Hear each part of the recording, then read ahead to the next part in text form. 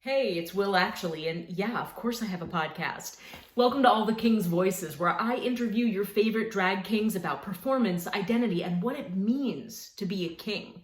Now, if you're watching on YouTube, make sure that you subscribe, and if you're not, head over to YouTube and do that so you can actually see your favorite performers on the screen.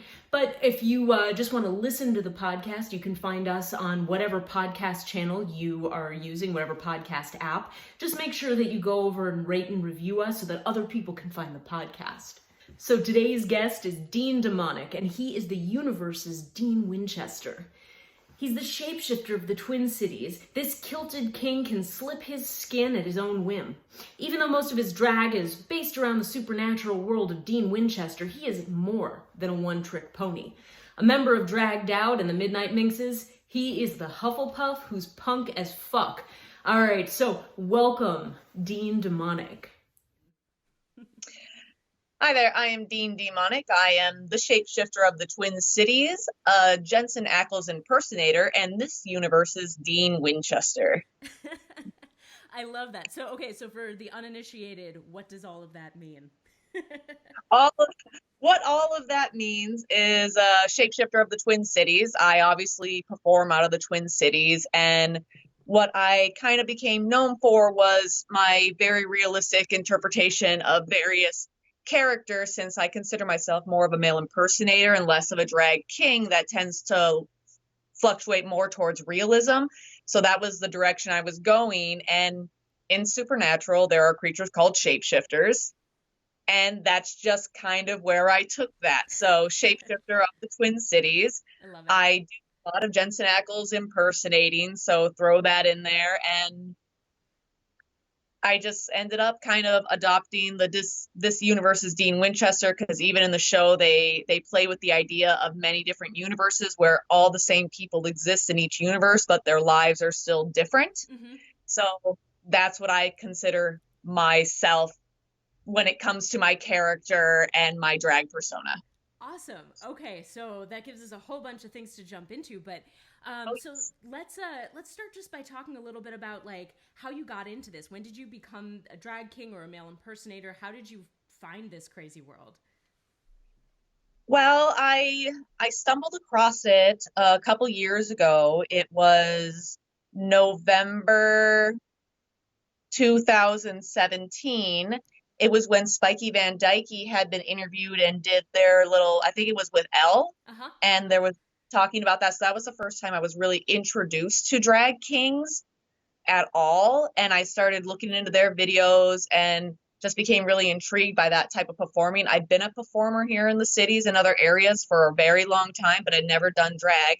And one of my other performer friends told me about a local troupe we have here and about when they perform. So I went and saw them. It was one of the best things I'd ever seen when it came to live performing, and ended up being able to do like a guest spot with them and become their stage stud, as well as with a couple other shows in the area where I just really wanted to help out, get a chance to perform every so often, because I was like, oh, this is just kind of fun. I have other performing that I'm doing, but this is nice and I'd like to do it every so often. So that was where I got my start, was just helping out, doing the stage handling and things like that, and getting a chance to perform every so often. I love it. So when you say you were another performer, like what kind of performances were you doing or are you still doing? I've been a variety, I guess, performer for a long time. I started with Valley Scare doing haunt performing, and then from there I worked up into being a street performer for them, where I roamed all the streets and interacted with people in various ways. And I started that with doing a canine cadaver, which was this rotting dog corpse. So it was very much like theater in the round of just constantly being on your toes. You're constantly on a stage all the time. Mm-hmm. That was where I started. Then from there I went to Renaissance festivals, and I was doing exotic animal performing, and I did that for a while, where I worked with snakes and my raven for a really long time, and I traveled a little bit performing with my raven. Uh-huh. Then from there I stayed with the Renaissance, but I changed up my act and I was Boop the unicorn.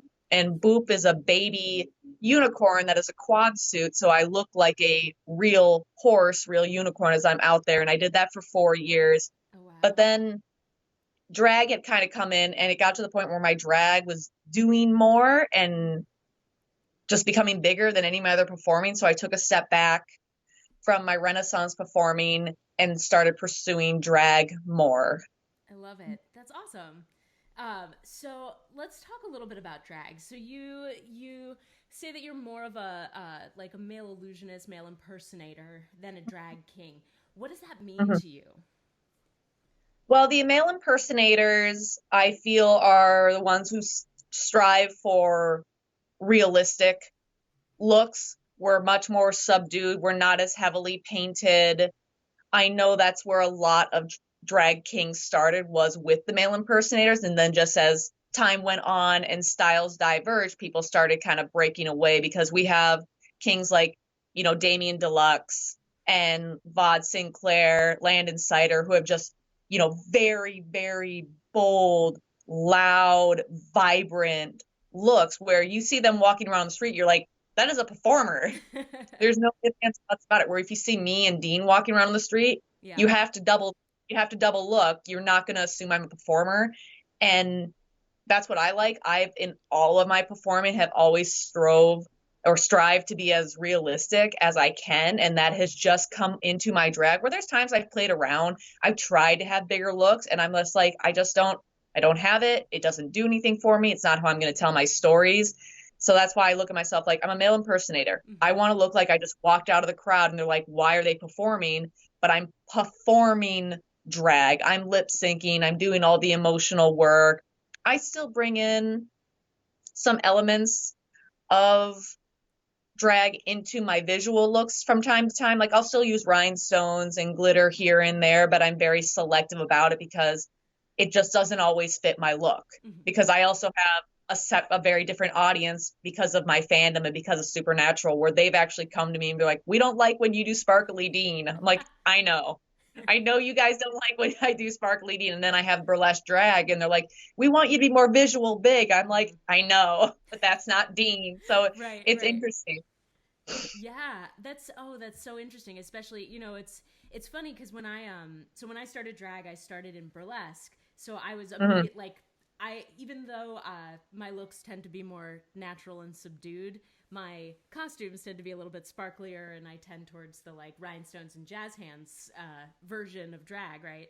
Um, and so it's funny because so many of the kings who I started performing with when I left the burlesque and went into the drag scene don't see like rhinestones and jazz hands up until I think really in the last couple of years it really seems to have like blown up. But that seems to be like a newer way in, I think.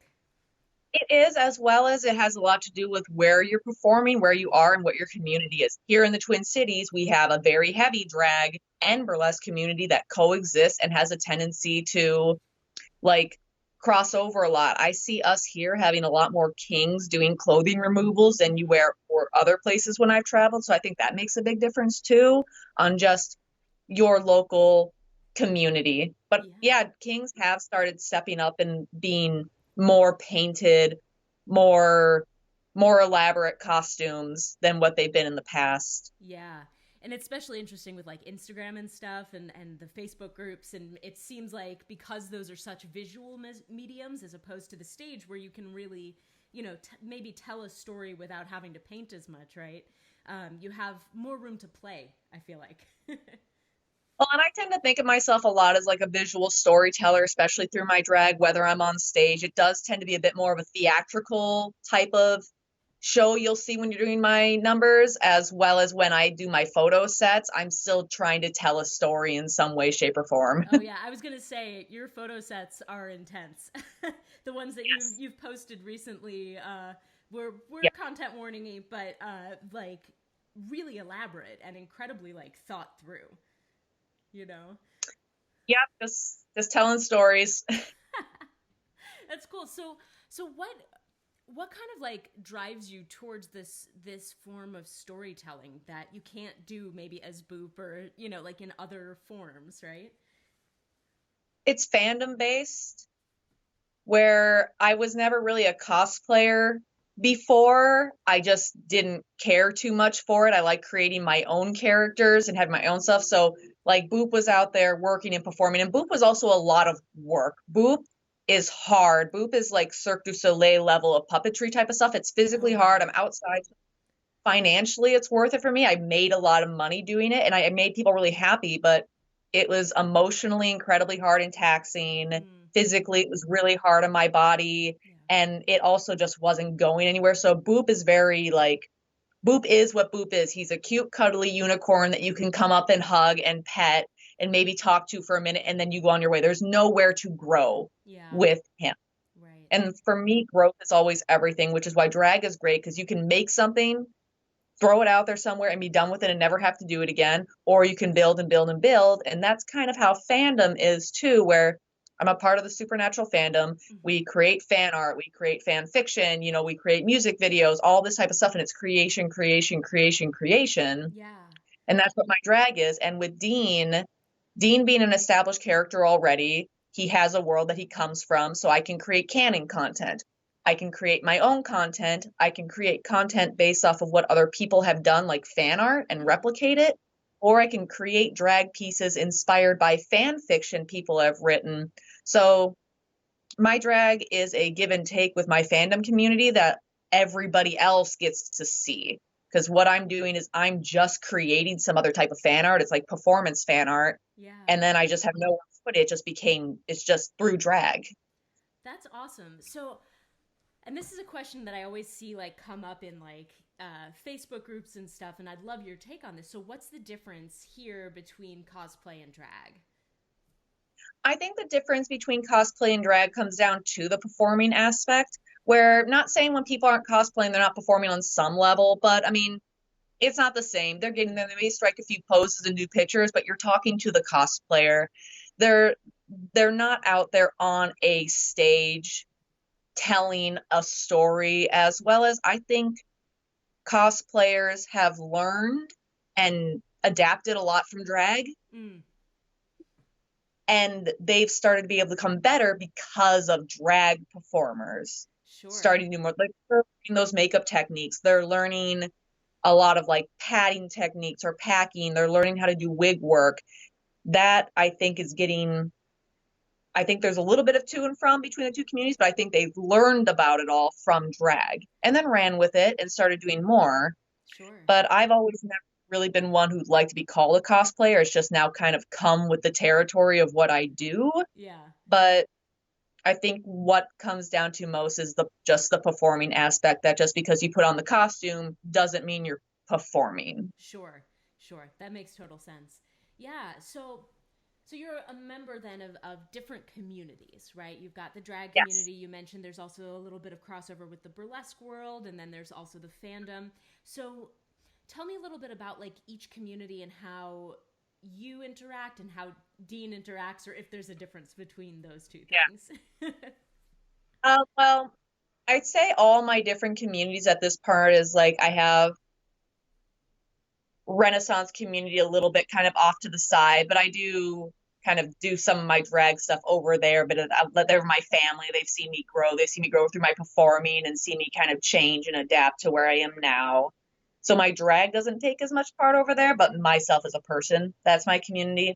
Then I have the Supernatural community, which is kind of broken off into Supernatural fandom, and then the Destiel community, which is my main one that I'm a part of. Okay. That's where a lot of my art goes and where my art is for, as well as things between myself and my husband had a lot to do with that stuff.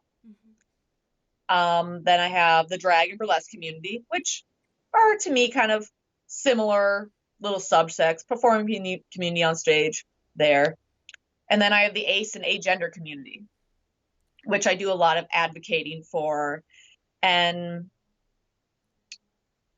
how I've interacted with each of them and how they kind of impacted is drag, or the Supernatural and Destiel is what fuels me. Yeah. That's really what keeps me creating, keeps me putting out more content. I think I'm kind of the same in all the communities. My Dean persona on Facebook is kind of just how I am as a person for the most part. Yeah. I've had some changing through years because of losing my husband, and that made me change in different ways to where I'm just kind of like as I am as Dean now. Yeah. So I don't think being in either community changes how I am. It just what I give out to them. Like with the ACE community, I do a lot of advocating, try to be a really loud representative of them, because in a lot of queer spaces, ACE is still not readily acceptable. Yeah. A lot of them find it hard to speak up. There's been some issues at my local pride regarding like ACE being there. So whenever I'm there, I'm like wearing my colors, being really big and loud about it. When I do perform there, I always do an ACE number. For them, I kind of like to think about being that Dean is like a shield for them. If I'm big and I'm loud enough, then they're still getting represented, but as well as if someone has anything to say, they can come to me, like willingly putting myself out there. That's great. With my local community, it's only something I've been in for about the past 2 years. Like I said, I didn't find it until 2017. And it's interesting. It's interesting working your way into a new community and finding who you are in it and what you want to be doing. A lot of it for me is I just like being really helpful. I love performing and I love doing shows. But whenever there's a new one that comes up, I just kind of like to jump in and be like, who needs help with stagehand stuff? Who needs help with this and that? And it's a really great community to be a part of. We are really lucky here to have so many of us that really support each other and have so much talent and shows going on. So a lot of it is I just like to help everyone out. And I'm lucky enough to be a part of 2 troupes out here, which is great. But yeah, I just try to be a good, helpful person in my community. That's awesome. Yeah, once all of this pandemic stuff is over, I'm dying to come out and visit, because it seems like the drag out there and the burlesque is like so good. We're lucky. Yeah. So can you tell me a little bit about being a part of a troupe too?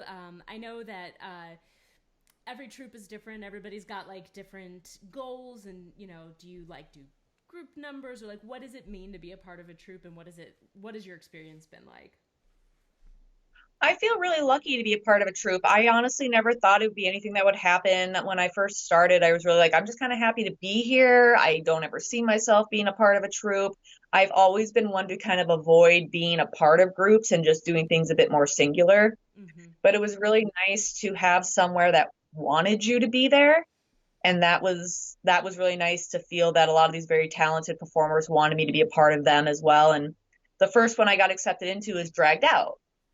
And we have such a good time together. I always enjoy getting to see everyone. Most often than not, we see each other at other shows as well. We don't do a whole lot of group numbers. They put out the ideas, and if people want to, they jump on them. I don't like doing group numbers, so I'm like, I'm in a group. That's good for me. I don't need to do the numbers, because also my look and my style does tend to verge a little bit differently than everyone else's. And it's hard for me to try and kind of collaborate on group things just because everything I do is so niche. Yeah. I tend to just kind of be like, I'm here, hooray, but I won't do any group stuff. But it's great levels of support. I've been able to learn a lot, as well as just I love watching everyone's growth, and it's great to have somewhere to go every month and feel that sense of belonging, and that's a big part of it for me. So that's Dragged Out. And then the second one is Midnight Minxes, and Midnight Minxes is a newer troupe. They went at it from a different way. They were a group of cosplayers who got interested in burlesque. And built a troupe. Got it. So I got brought into that by one of my friends, Phoenix, and her and I think were the only ones in the troupe who started on the opposite route and went the other way. So it's a very interesting combination of skill sets, because we have people who are like these amazing cosplayers but haven't had classes or knowledge or anything within the community of burlesque, but they want to. And then you have others who are like, we've been doing the drag or burlesque performing, even though the community, but we're starting to do a bit more with cosplay. So it's a really, really, really well blended troupe. I've really enjoyed getting to be a part of them. We're still really, really young. but it's been a great show to do. I'm the only king on the troupe, Mhm.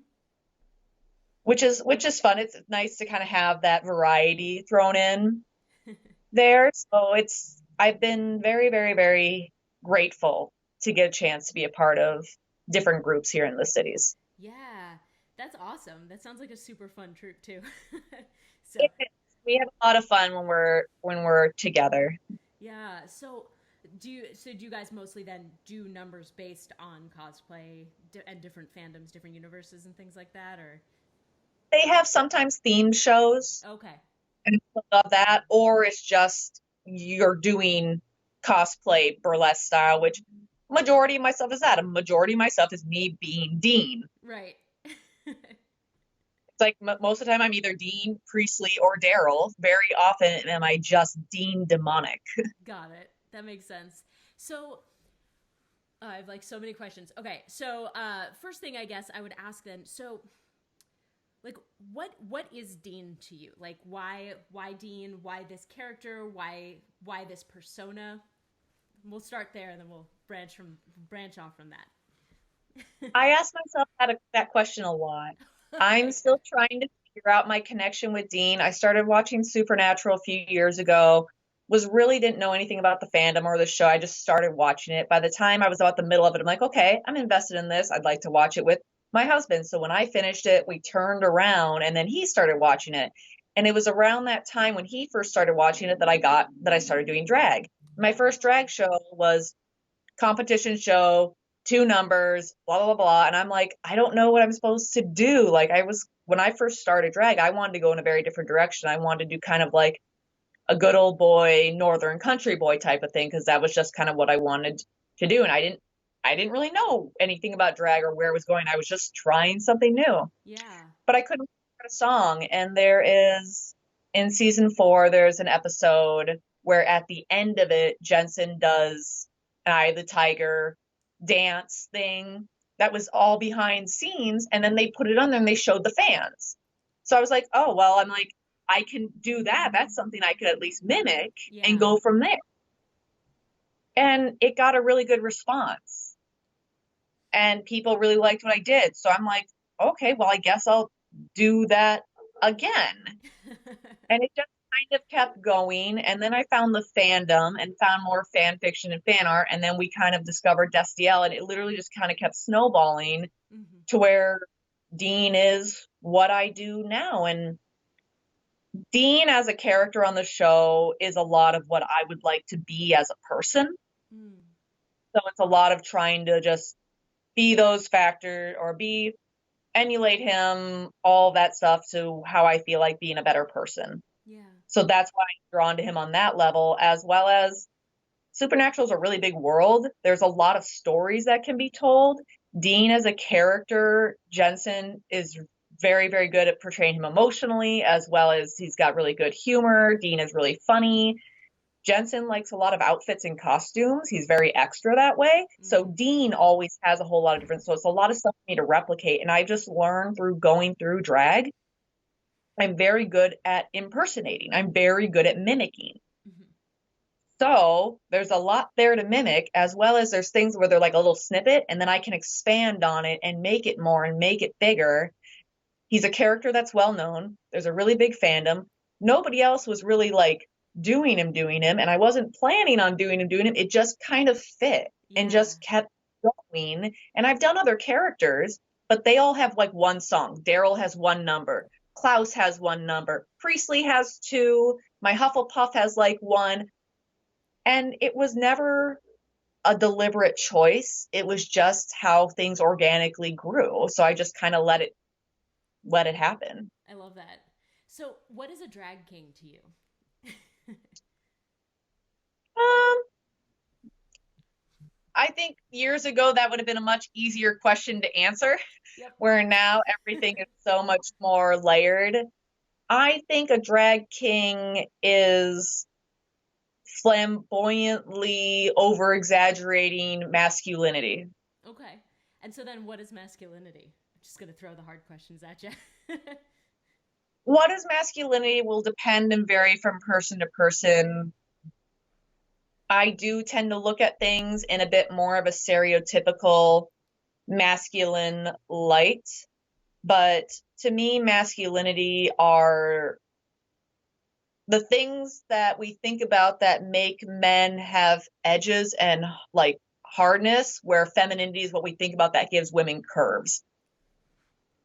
Yeah. So it's not the mental idea. Like for me, when I think about masculinity, I think of like leather, boots, canvas, rough things. And Yeah. those to me are masculine, but those might be a neutral item to someone else.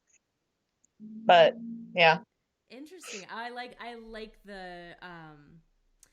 thinking about that in terms of like hardness versus curves, which when I teach burlesque, a lot of that is about like, you know, when you're teaching like femme burlesque, like making sure that your body has lots of S shapes, you know, to be as curvy Well, and and people often comment my movement when I'm doing different characters, and I'm like, yeah, that's a huge part of when you're portraying masculinity or femininity. And like when I'm walking like Dean, Dean is that masculine character. So I have to put that out there. So it's like, you know, square off your shoulders. Everything is sharp, everything is edged, and putting that out there. And there's people are like, well, that's not, you know, again, what does masculine mean? It's like it means something different to everyone, yep. but But in this case, yeah, but in this case, masculine means like, you know, force, strength, hard edges. yeah. So in terms of like your own sense of self identity and how, you know, because you've mentioned, I think a couple times that like even though you speak of Dean in the third person, there's also a lot of overlap with just you. Yep. So, how do you see Dean overlapping with your own identity, whether that's like just self identity, whether that's sexual identity, whether that's gender identity, etc.? Well, it's hard with sexual identity because I am ace, Yep. and Dean's sexual identity is up for debate. Okay. A lot of people will say that he's bisexual. He is based off a bisexual character, Mm-hmm. and the creator has made comments here and there that Dean is not exactly a straight man. So there's differences there. When I think of Dean and myself as Dean, Mm-hmm. I like to go back to the idea of the multiple universes Mm-hmm. and the other universes out there. So Dean, who's on the show, is, you know, the original universe Dean to me. He is a separate figure from myself. And then when I think of myself as Dean, I don't even think I'm becoming that Dean. Mm-hmm. I'm becoming my own Dean that functions separately in this universe. I may look like him, but everything, like, there's still differences. There's things about him that are similar, just like there would be with everything else, but there are still some key differences. So to me, in my mind, there are two different Deans. There's Canon Dean, Mm-hmm. who is the Dean, and then there's me, sad little shapeshifter who just wants to be Dean and just trying to do damn best to be like their big brother. Yeah. And that's how Dean's my older brother, and that's what I'm trying to emulate. I like that. That's a cool metaphor. So how do you explore being ace through drag? Like, what does that mean, especially like you're doing an ace number at Pride? I don't really use it to explore it because I know what my asexuality is. I do it to kind of announce it and to kind of like put down a war flag. I do it as a challenge. Okay. What does that It look like? really, I have really aggressive ace numbers. My numbers that I do on Pride, I've broken the stage one time while I was doing I always have a tendency to get bloody during it. There's always shirts that get ripped, and like there's always something involving like a really big brazen like ace flag. Like it's one of those things like I will not be quiet because you choose to not understand me and my sexuality. Yeah. Fuck off. Yeah. Yeah. I mean, what do you wish people understood? Or what is it that people are, you know, in what ways do you feel silenced, especially coming out as ace or talking about being ace in a world where I mean, that is definitely a term that doesn't get thrown around a lot even in LGBTQIA plus, et cetera, communities. I guess me, myself, I don't have any experience with feeling silent because I just kind of don't let that happen. I know I come across with a really big, strong energy that people either just kind of like feel like it's not worth arguing with or they just don't take it up with me. But I know I've used that in times other people have felt silenced. Gotcha. So I'm proactively loud about it and have yet to personally have people deal with me in a problematic manner. But I also know visually I don't come off exactly as somebody who's going to take a lot of shit. Yeah, which is good. I love it. So, in terms of gender identity too, because obviously there's differences between sexual identity, gender identity, etc. How do you explore that if you do it all through Dean? I do through drag because I'm agender. Okay. And I had someone the other day ask me a question where they're like, how can you, or how is what you do drag if you're agender? And I'm like, drag doesn't have anything to do with gender though. So first off, but Yeah. I am agender, which for me, it's a lack of gender. Mm-hmm. Just like asexuality, it's a lack of sexuality. This is a lack of gender. So for me, I was presenting for a very, very, very long time in a very high femme way because I had a lot of personal viewpoints that this was the body I was given. This is how people expect me to look with it. This is what they want it to look like. So that's what I'm supposed to do. Mm-hmm. Even though my default is visually more like Dean Winchester, it is much more of that heavy, hard masculine. But for a long time, I veered away from it because I'm like, I didn't feel a certain way about dressing feminine. Mm-hmm. I just was like, this is what people expect from me, so this is what I'm gonna do. I feel that so And hard. exactly. And it wasn't until I started doing drag where I was back in those other clothes that it was just kind of like, I don't feel like a doll anymore. And I feel like I can move, and I don't feel like I'm made of china. And I wish my face looked like that. Like I felt like I looked like an adult for the first time, where before I felt like I still looked like a child. Interesting. And my husband, he didn't have any problem with it. He liked me however I looked. It didn't matter to him. And it wasn't until after he passed away that I started more exploring the agender, just because you learn about new terms, but it's always kind of like, I don't feel like either of it. I didn't know what it's supposed to feel like a woman. Yeah. I didn't know what it's supposed to feel like a man. I'm just a gender. Yeah. And that brings up other kind of components as well, because if you're not any gender, then how do you romantically connect? Like, because asexuality, lack of that, but within asexual community, we have like homoromantic, heteroromantic, panromantic, and I'm like, I can't even use that because I'm agender and I don't have a gender, so uh, it would kind of go back to I'm ace, like straight up ace, but then I'm masculine romantic. Sure. That makes sense. But definitely getting a chance to shift between my shapes. I feel that that would kind of almost be along the lines with a shapeshifter, because shapeshifters are going to constantly be shifting, and how I best explain it to people is when they ask me about pronouns. So I'm like, I don't actually like pronouns because I don't feel like I'm anything. I just prefer Dean.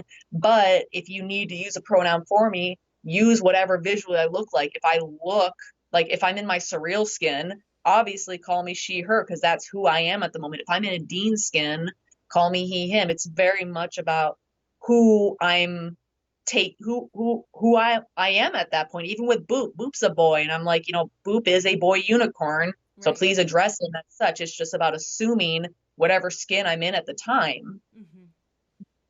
Yeah. No, that makes sense. I always people get so confused with me as well when I'm in Will. They're like, what should I call you? They, she, he. I'm like, well, I'm Will, and Will's a he, so do with that what you will. But when I'm out of Will, I don't know. Pick one. What are you feeling today? Yeah. Yeah, it can be hard. But I definitely I feel you on that, especially around the idea of like, I grew up in a very image heavy, very like heteronormative area where like we were super liberal and tolerant, so like it's cool to be gay, just not you, you know? That kind of thing. And like there were really no conversations, at least in the world that I inhabited, about transness or non-binariness or agenderness or asexuality. Like none of that existed. And so it was just like, well, I'm supposed to look like a woman. I'm really bad at it. I'm going to work really hard to do that because I guess that's what I'm supposed to do based on the anatomy I was given. Right? And like drag was such a moment of like, oh shit. You know, like you look in the mirror and you're just like, oh, that's what that could look like. Okay, cool. I'm gonna run with this for a little while. Anyone mind? No? Okay, Yeah. cool. I still struggle a lot with the fact that underneath all the layers of like flannel and denim and canvas, like I still have a very feminine body. I was a stripper for tons of years, and that I had to maintain my body looking a certain way for that. Yeah. And I can do high femme really, really easy. And I used to do a lot of pinup because I'm like, people like it when I do it. Mm-hmm. I'm a very like attention based and companion based person. And also being more interested in like masculine men, they like things looking a certain way. So I'm like, okay, well, I don't get the attention I like if I look like that, like if I'm wearing boots and denim and being masculine. Yeah. But if I look this way, then I do. So there was a lot of that throughout my life, and then being a stripper. So even now, I struggle with that if I'm becoming somewhat more involved with somebody Mm-hmm. and they start to show interest, there's a part of me that's like, okay, and now you have to start dressing feminine again. Otherwise, they won't, like, you're almost like you're tricking them. And I'm like, but I don't want to be like that. And it's so ingrained and it's so frustrating. Yeah. Oh, I feel that. It's yeah. Yeah.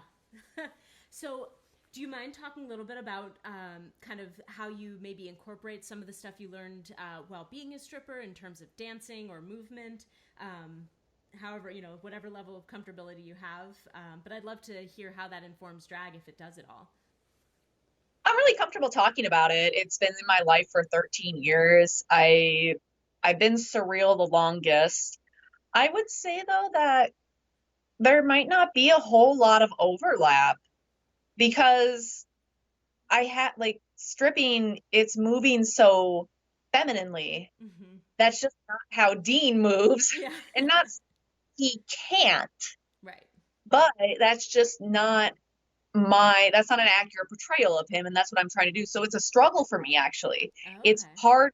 I have to focus really hard to make sure that when I'm on stage and doing strip tile numbers, that I'm not falling back into these years of body memory motions, that I'm Mm. fighting it to keep moving in a highly masculine manner. So it actually sometimes is like, it makes it harder Yeah. to not fall back into that. But I have a lot of people on Facebook who enjoy seeing Surreal, which is fun. They just like seeing her as another part of my skin, to the Mm-hmm. point where some people have written fan fictions about like her and Dean, which are a lot of fun because they portray them as brother and sister, and that's always a really good time. So I like bringing her out. I like bringing that side out. I mean, there is one act I'm working on that will be specifically for Surreal, and it'll be like a burlesque number. Cool. But I wouldn't say stripping in and of itself has really done much, for my drag. Yeah, and it's interesting. I'm actually my next call is with somebody who incorporates some of their stripping into their drag. So I'm always so like blown away how even people who are trained in the same styles of dance or like who come from similar backgrounds or whatever, how everyone incorporates it differently to build this character that is whoever their king is. You know? Now, there's been some fan art people have done of Dean stripping, and I've kind of like I've gone to the strip club and told my manager, I'm like, I'm gonna go do some weird shit for a minute, like gone there before we open, and I'll go on stage in Dean, and I've recorded videos of me stripping as Dean and photos and sent that to the community. But that's almost more of just like a use of resources Mm-hmm. where I've done to make some of these things happen. I've brought Dean to the strip club, but it's still completely separate from Surreal. That's cool. Yeah, I like it. So, when you are kind of thinking about building an act, like, Mhm. do you start from the like place of impersonation, or do you like have like, oh, here's a thing I've always wanted to do, or like this is a storyline I'd like to create, or is it just every act is its own creation? My acts are very organic. A lot of it is first inspired by music. If I'm driving and a song comes on, and then I can kind of like see it in your mind's eye, my home stage, Mm-hmm. and me moving around it to the music in an outfit. And if that's kind of what starts it, then I can build on that.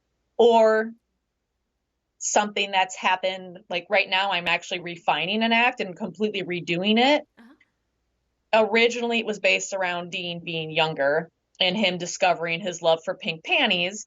And it was an act that was fun and it was cute, but it didn't have a whole lot of, it was just kind of there. It was very lacking. Okay. And I didn't know what to do with it. But then recently I read this fan fiction that is very well known in our community called like Satin and Sawdust.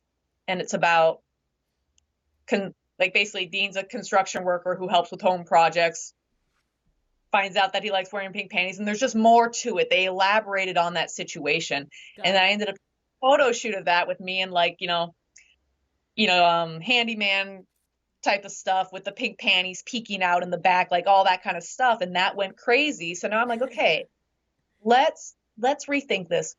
Let's drop the concept of young Dean with his panties, and let's pick it up from this fan fiction right here. This has more to it. This has more context. It's going to hit home with more people, as well as that would still be fun to the stage. People don't have to know the backstory to see this very stereotypical, highly masculine figure who then strips down to these tiny pink panties. I'm like, no one needs to know the story for that to be entertaining. Right. So sometimes it's a big blending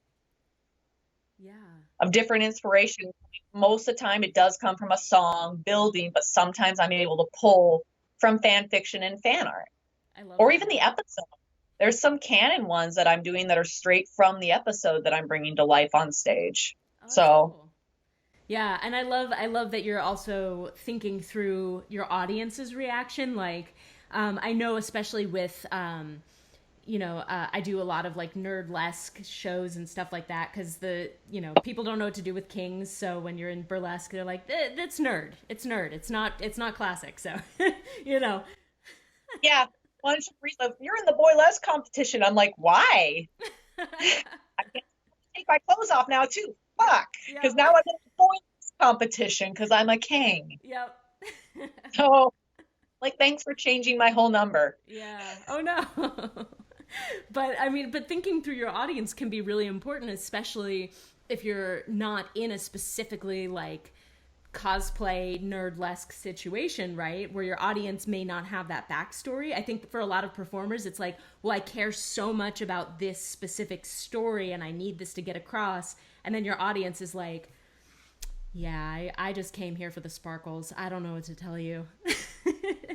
Well, with that, it's funny because when I first started and I was doing Dean, almost nobody in my community had watched Supernatural at all. They were just like, well, you can't just do that one character, blah, blah, blah, this and that. I'm like, well, you don't know that yet, but okay. And I've had so many people now who've started watching Supernatural because of my acts. Because they're like, we see you doing it all the time. I'm like, yeah, that's all I do. But they're like, but we want to understand it now. And we want to see what it is about this show and this character that drives you so much. So I've been able to like bring people in to where now they do understand my acts. So I'm having people who watched all my acts, didn't understand them, now watching the show and being able to make those parallels, which is a lot of fun. That's so cool. So it really is like a community interplay at that point. It's not just like, I'm here, I'm going to do an act, never see these people again. Like, people are coming back now to see you because they're invested in the art that you're making. Well, and that's even other performers. That's so other cool. Performers just kind of like, we don't know what you're doing and we need to understand it.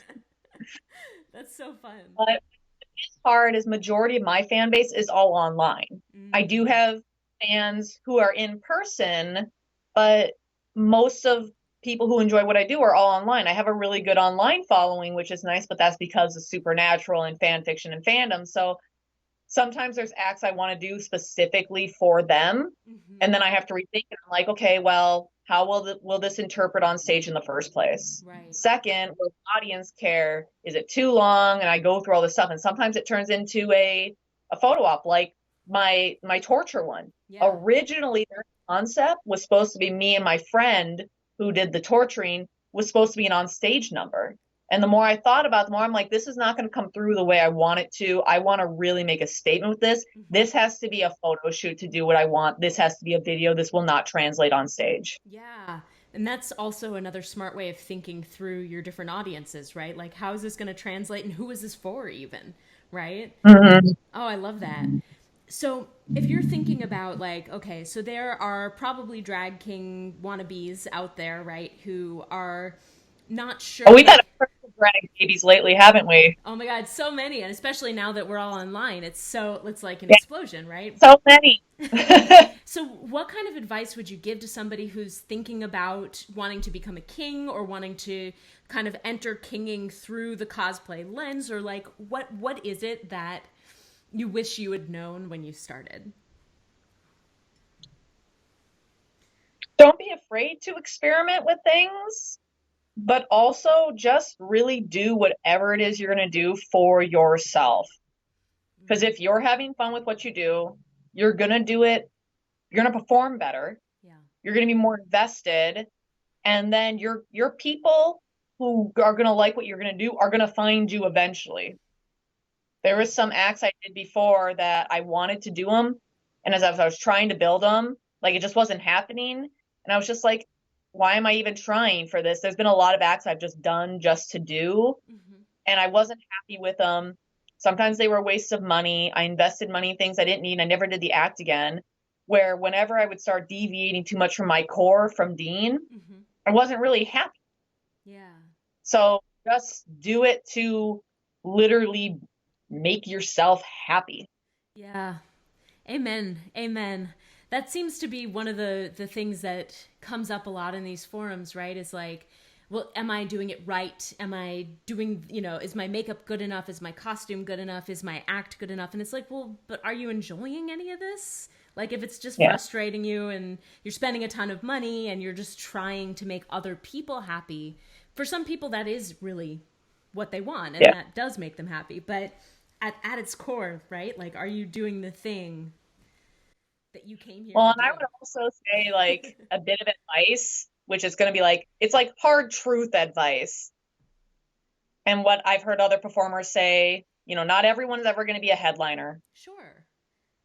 And stage time, don't take it that it's a right, take it as that it's a privilege. Mm-hmm. And you may find getting into drag, you may enjoy it, but just like everybody is not a good cook, not everybody is a good performer. And if you find that being yourself, don't get upset, don't get discouraged. You can still enjoy doing drag without having to be a big, well-known name. That's not what it's about.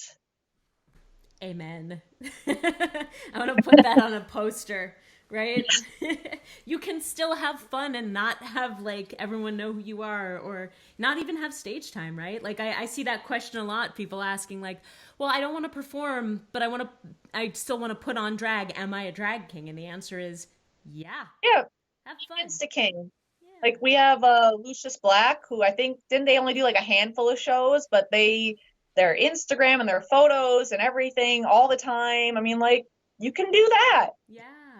Find your medium, find your people, and find your bliss, I guess. Exactly. I mean, I found my people, and I knew what my target was. I knew what I was going for, Yeah. and it just works out. I love it. Well, cool. Well, thank you so much for your time today. It was so fun to actually talk to you and not just It was Facebook great. interact. Hey, I hope you enjoyed the show, and if you liked it, why not rate, review, and subscribe wherever you feel like rating, reviewing, and subscribing. If you want to learn more about today's guests, head over to facebook.com/kingsvoicespod or check out the comments or the description in the YouTube channel, King's Voices Pod. There I'll post all the links to everything you want to know about today's guest, and you can find them from there. If you are interested in becoming a guest yourself, then why not shoot me an email at willxullydrag@gmail.com or shoot me a message on Facebook at facebook.com/kingsvoicespod. All right, so that's it for today. And remember, keep your toxic masculinity to yourself, but share your drag with the world.